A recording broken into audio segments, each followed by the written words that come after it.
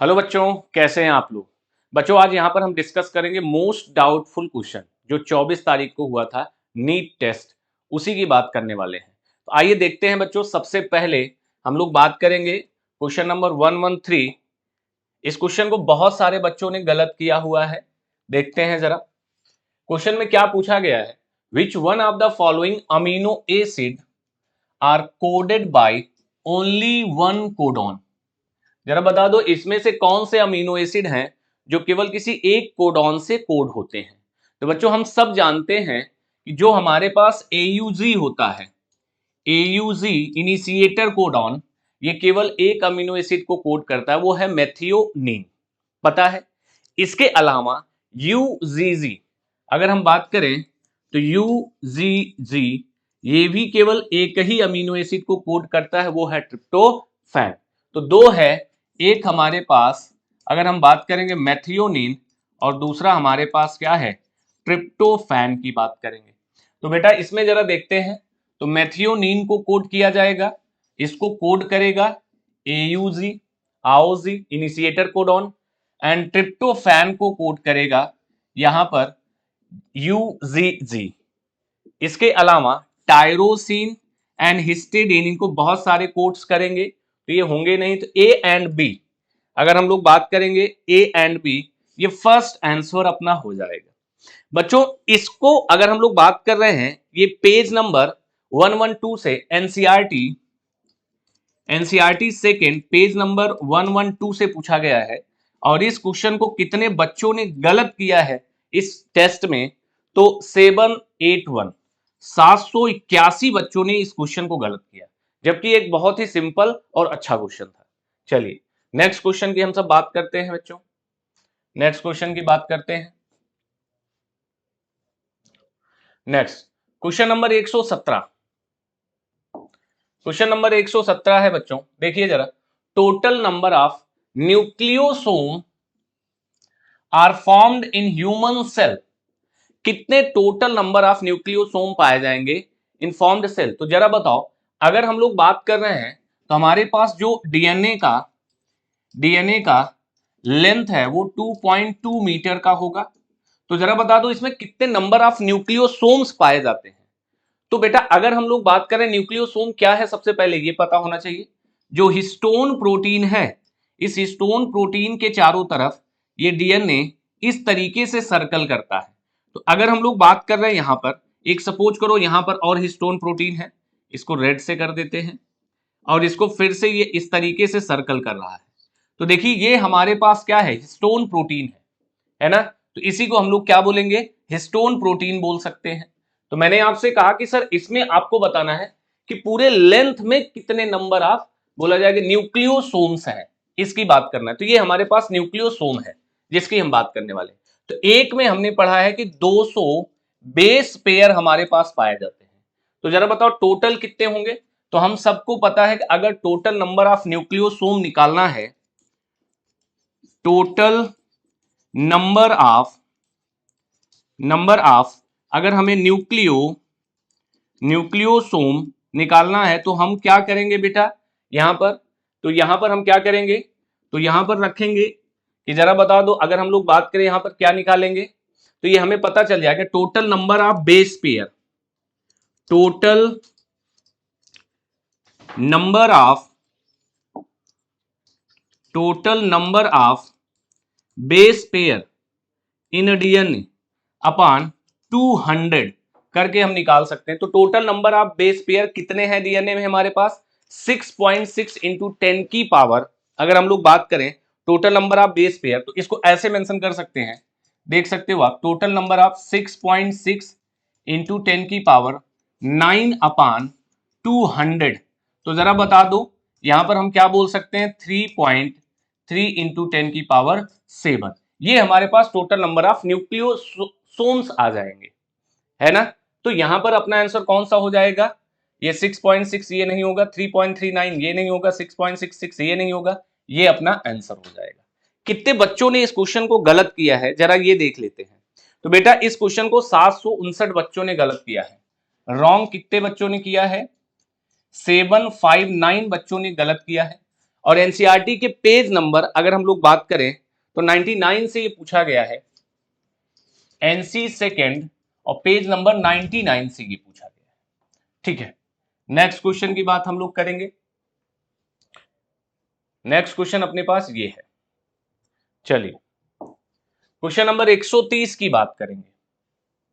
Question number 130 की बात करेंगे, बहुत ही सिंपल क्वेश्चन है बेटा, इसको जरा ध्यान से देखेंगे। Assertion A, thorn of bougainvillea and tendril of cucurbita example of homologous organ. बिल्कुल सही बेटा, ये इसका फिगर भी दिया हुआ है। होमोलॉगस आर्गन का मतलब होता है कि सर सेम ओरिजिन होगा, डिफरेंट फंक्शन होंगे, है ना। तो बेसिकली ये बने किसके हुए हैं, तो एक्सिलरी बर्ड के बने होते हैं। किसके बने होते हैं, एक्सिलरी बर्ड के, चाहे वो थॉर्न हो चाहे वो क्या हो, टेंड्रिल हो, ये दोनों के दोनों किसके बने होते हैं, एक्सिलरी बर्ड के। तो ठीक है, ये बात तो ठीक है।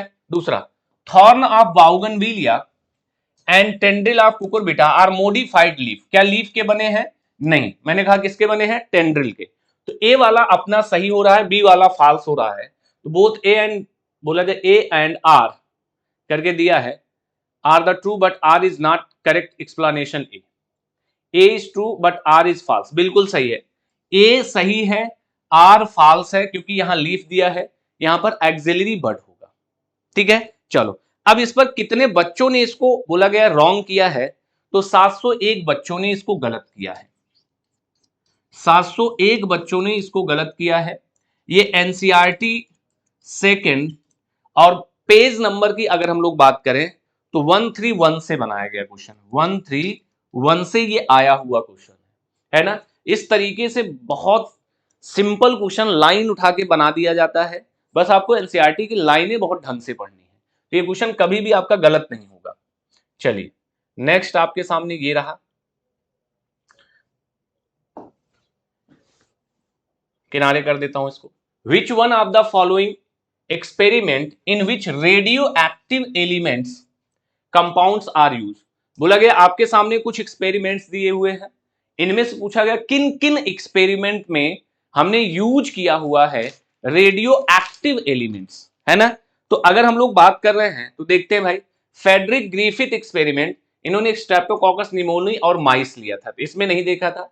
हार्से एंड चेज एक्सपेरिमेंट, अगर इसकी बात कर रहे हैं तो हार्से एंड चेज एक्सपेरिमेंट की बात करेंगे तो यस बिल्कुल बोला जाएगा सर, इसमें क्या था, phosphorus and sulphur, phosphorus and sulphur radio active element को यूज किया गया था, है ना। जिन्होंने प्रूफ किया था अनइक्विवोकल, एनसीईआरटी लिखती है अनइक्विवोकल, इन्होंने प्रूफ दिया था कि डीएनए ही जेनेटिक मटेरियल हो सकता है, बोला जाएगा प्रोटीन जेनेटिक मटेरियल नहीं है।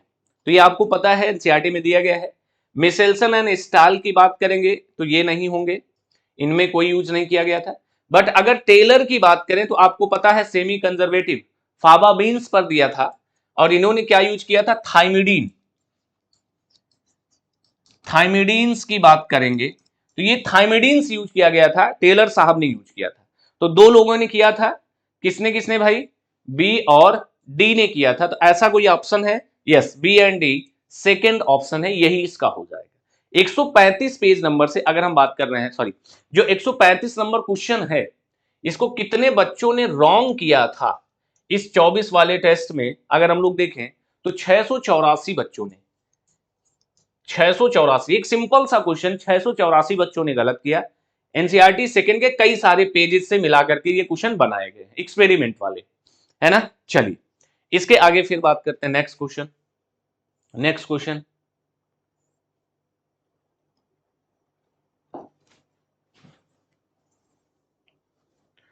which of the following is the correct increasing order of immunoglobulin immunoglobulin percentage in human blood।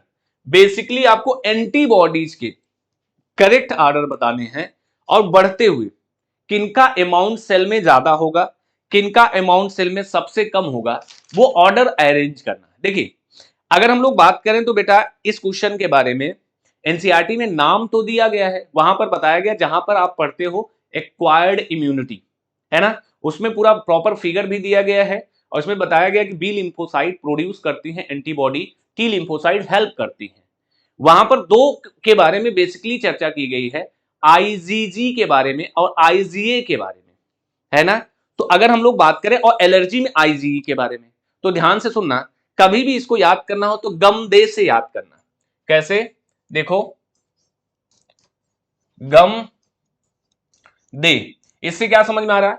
सबसे ज्यादा हमारी बॉडी में आईजीजी होगा, उससे कम आईजीए होगा, उससे कम आईजीएम होगा, उससे कम आईजीडी होगा और सबसे कम आईजीई होगा, जो एलर्जी के लिए यूज किया जाता है। क्या ऐसा कोई ऑप्शन है जो बढ़ता हुआ क्रम में दिखाए? इसको ऐसे पलट के लगा दिया जाए। अगर पलट के लगा दिया जाए तो लास्ट में आईजीई देखो किसमें किसमें है, एक इसमें आ रहा है आईजीई, एक इसमें आ रहा है डी, उसके बाद डी लगाना है, डी इसमें आ रहा है, डी इसमें आ रहा है, तो दोनों में आ रहा है डी, इसमें भी इसमें भी।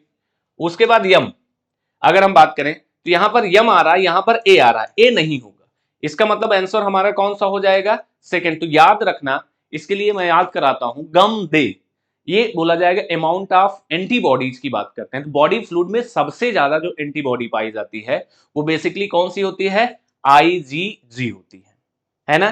तो इसको कितने बच्चों ने गलत किया है ये जरा देखते हैं। एक सिंपल सा क्वेश्चन, इसको गलत किया है अगर हम लोग बात करेंगे 876 बच्चों ने इसको गलत किया है।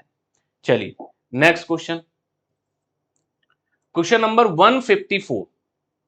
क्वेश्चन नंबर 154 देखिए, which of the following statement is not true for spleen? Spleen के लिए कौन सा ये सही नहीं है? तो इसका मतलब हम लोगों ने जो लिम्फॉइड ऑर्गन पढ़ा था उसमें सेकेंडरी लिम्फॉइड ऑर्गन में स्प्लीन के बारे में स्टडी किया। तो जरा देखते हैं, it mainly contain lymphocytes and phagocytes, yes बिल्कुल सही है। Spleen is a small bean, small नहीं है, एनसीईआरटी में स्मॉल की जगह क्या दिया है? लार्ज दिया हुआ है, तो इसका मतलब ये ऑप्शन गलत हो रहा है।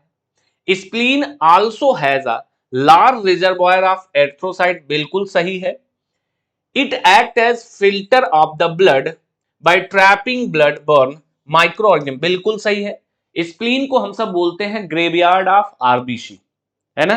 तो यहां पर स्मॉल करके ये क्वेश्चन गलत कर दिया गया है, ठीक है ना। तो नॉट ट्रू पूछ रहा है, तो नॉट ट्रू के हिसाब से आंसर इसका कौन सा हो जाएगा? सेकंड हो जाएगा। कौन सा हो जाएगा? सेकंड। आइए मैं आपको पेज नंबर बता देता हूं किस पेज से ये पूछा गया है। तो अगर हम लोग पेज नंबर की बात करें 154,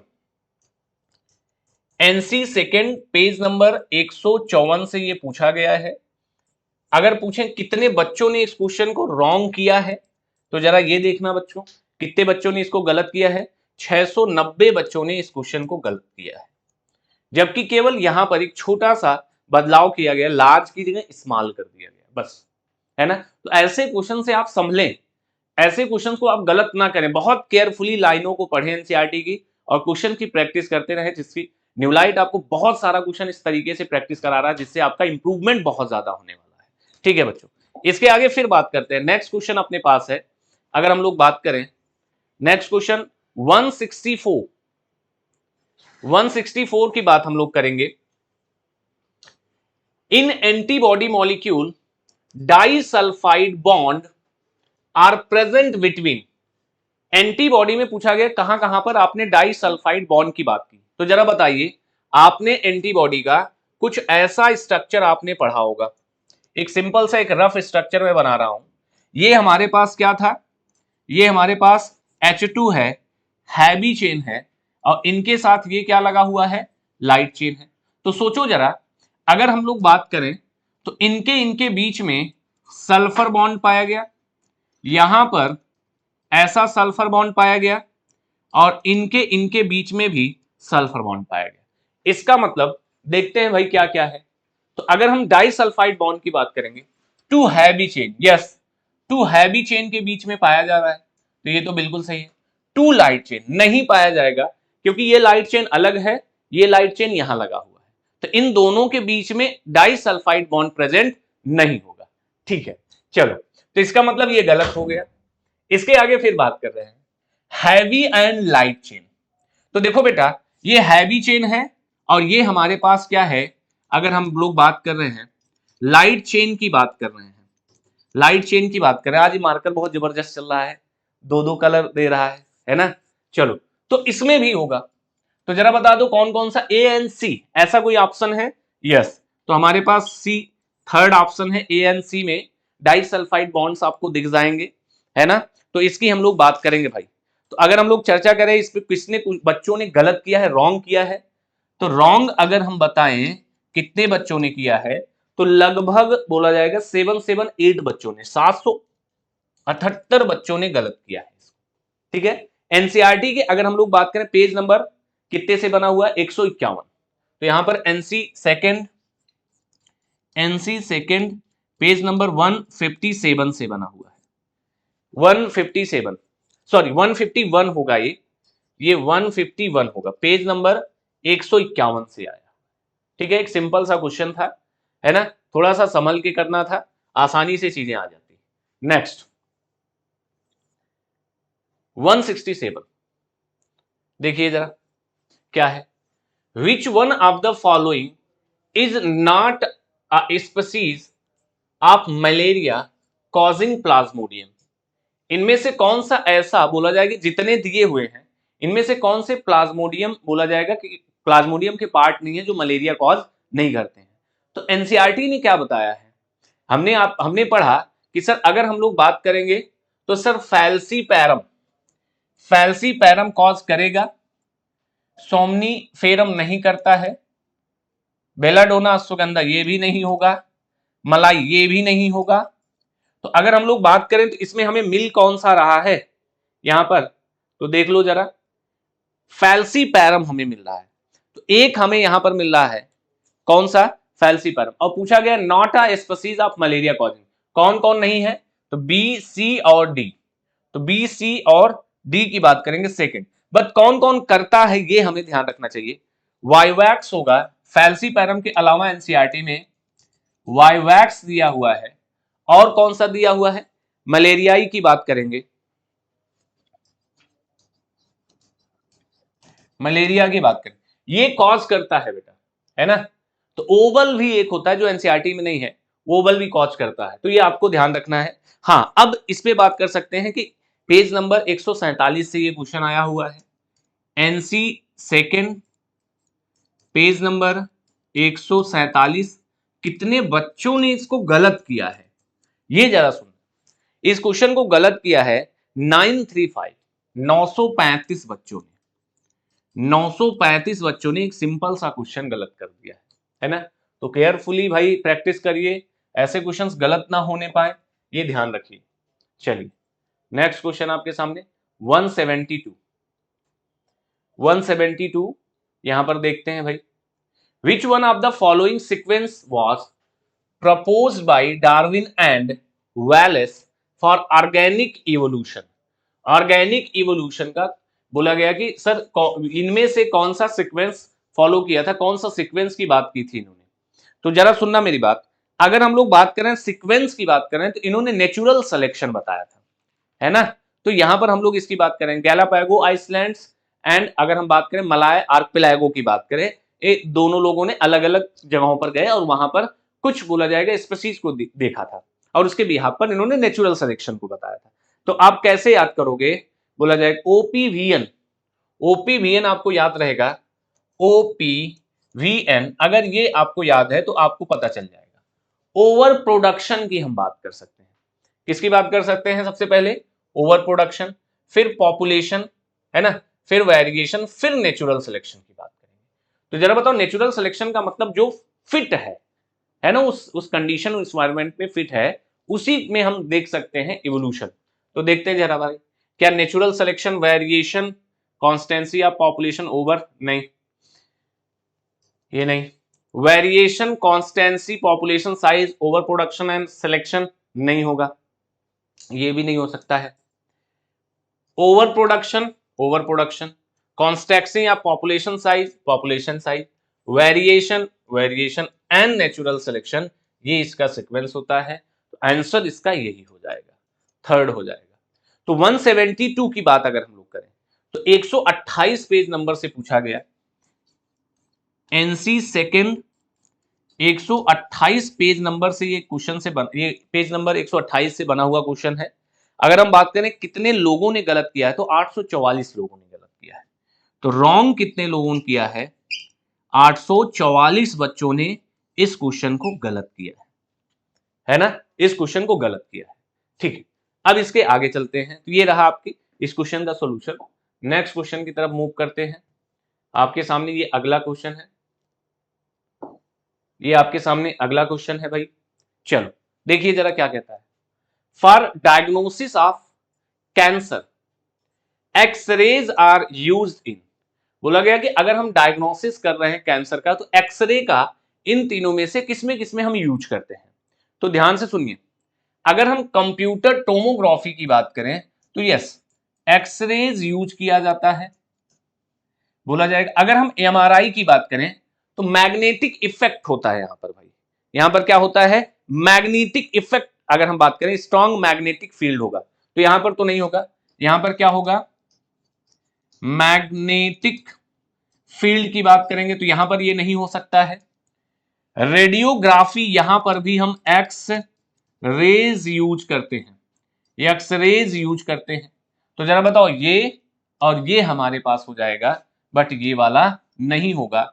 तो देखते हैं भाई, ए और सी, ए और सी हमें डी वाले ऑप्शन में मिल रहा है, इसका मतलब इसका डी ऑप्शन सही हो जाएगा। ध्यान सुनना, 157 पेज नंबर से बना हुआ है, एनसी सेकेंड 157 पेज नंबर से बना हुआ है।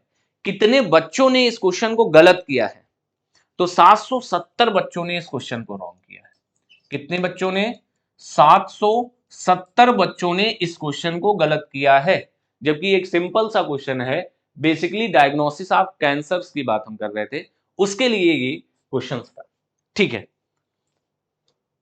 ठीक है, बस बच्चों आज इतना ही था। आई होप आपको ये वीडियो पसंद आया होगा। लाइक और कमेंट जरूर करें और बहुत ढंग से पढ़ाई करते रहें, क्योंकि कुछ ही दिन नीट के लिए और बचा हुआ है। बस आप मेहनत करिए ईमानदारी से, सिलेक्शन 100% होगा। थैंक यू बच्चों, बाय बाय।